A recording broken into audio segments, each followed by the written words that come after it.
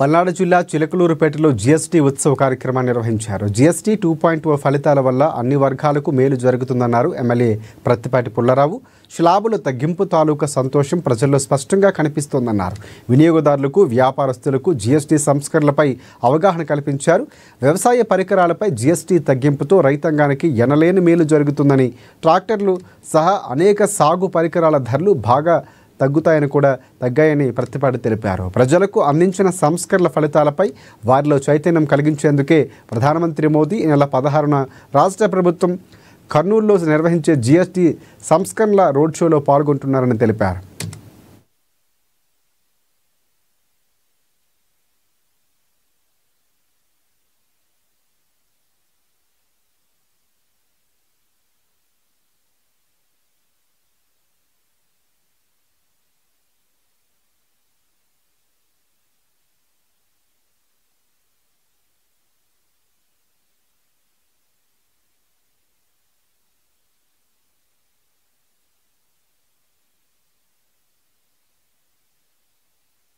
కేంద్ర ప్రభుత్వం మోడీ గారి నాయకత్వంలో తగ్గించిన జీఎస్టీ వలన ఏ విధంగా పేద, మధ్య, దిగువ తరగతి వ్యవసాయ కూలీలు ఎంత సంతోషంగా ఉన్నారు అంటే 12.5% ఈ యొక్క టెక్స్టైల్ రెడీమేడ్ కావచ్చు, శారీస్ కావచ్చు, వస్త్ర పరిశ్రమకు సంబంధించినటువంటి రకరకాలైనటువంటి ఉత్పత్తుల వల్ల 18% ఉన్నటువంటి జీఎస్టీ ముందు ఈరోజు 5%, 12% ఉన్న జీఎస్టీ కూడా 5%, అంటే యావరేజ్న